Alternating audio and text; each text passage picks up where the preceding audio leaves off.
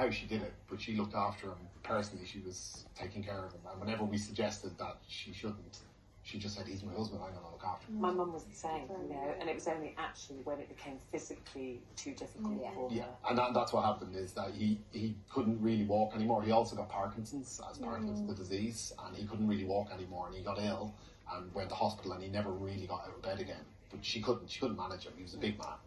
There's a lot of awareness now around dementia, but when you found out like that 15 years ago, did you know about it? Or yeah, well, before I was a chaser, my real job, I was a neuroscientist, and my grandmother had dementia. My mother-in-law had developed dementia as well, so I knew it from personal experience and from my job. It's good to know, because so many we didn't really understand it. The thing is, when someone has dementia and you know it only goes in one direction, it never gets better. I felt with my dad that I was prepared for my father passing away. I thought I was prepared. I thought, I know this is happening. And actually, at some point, we thought this will be a happy release for him, because this is not much life for him anymore. And were you prepared? How did the grief strike you? Like you, I really thought I was. I thought I'll be okay with this. I'll be able to manage it. I'll be sad. I'll shed a few tears. But I've been waiting for this for a little while. In the end, it was quite sudden. So he had been physically quite well. Then I got a phone call to come home, and I barely made it home in time. So it was over a very short number of days that he faded away. And I thought, you know, I'd be able to do this. I'd be able to help my mother, help my sister especially. She was very upset. And I did all of that. But I was playing to a script that I'd written in my head and not really what I felt inside. And I was hiding it. And my wife kept saying I was. And I didn't believe her. You know, your wife recognised Oh, yeah, she knows better than I do.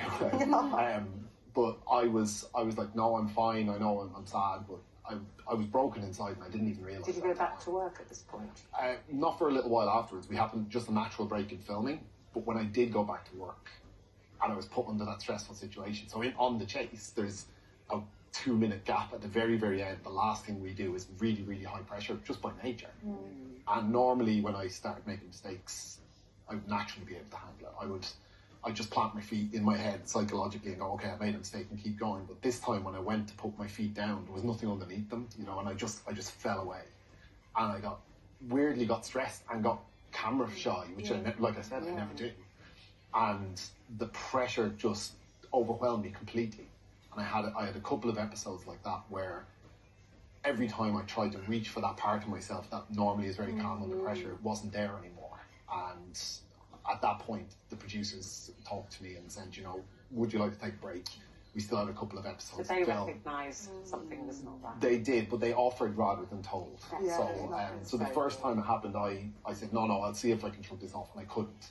So they've arranged for, you know, counselling with me, actually with a sports psychologist, which might sound strange to people, but it's a high pressure situation where a lot of people are watching. So these were actually really good, and that's been really, really helpful. So. How easy was it? Because obviously, you know, being in that moment, you're trying to get back to normal. You're realising that things are still not right. How easy was it for you to take that hand of help? The first time they offered it, I shrugged it away because I really didn't want to. I didn't want to admit to myself that I was failing.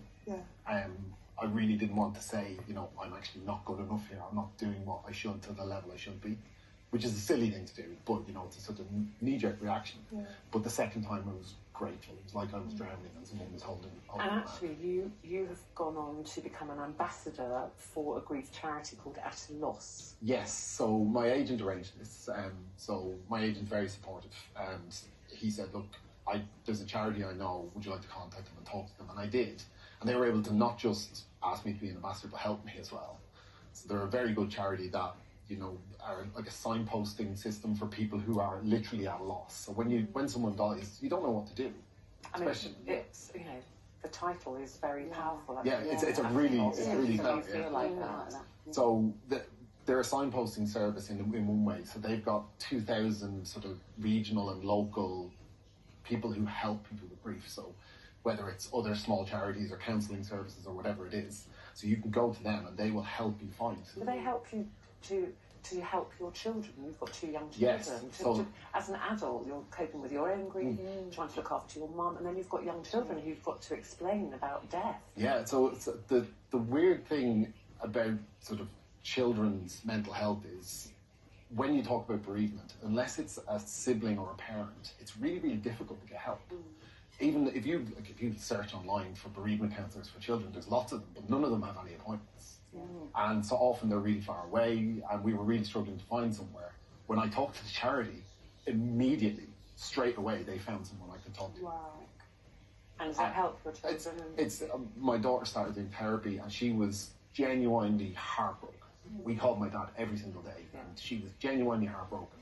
And it's really helped her. She was very anxious, very stressed, but she's getting coping mechanisms, and it helps. But it's helped you, hasn't it? Because you've now got a language and tools of how to help her to cope with her grief. Yeah, because it's heartbreaking when you have a child who's not able to cope emotionally, and you can't do anything, and all you want to do is take the pain away, and that's the wrong thing to do. You know, it's the absolute wrong thing. You can't do that. But listen, thank you for talking to us about it, because we also, I know it's difficult, and I know it's still very raw for you, so thank you so much for doing that, because it will always help somebody that needs that, to hear that you're not alone in feeling the way you feel, that there are charities out there, your charity, AtaLoss, who will help you. It's good that you're going back to the Chasers, you'll be back to work soon, so we look forward to seeing that. Beat the Chasers actually is on ITV weekly Thursdays at 9 o'clock. It'd be good to see you back with all the gang. Thank you very much, Darragh Ennis, everybody.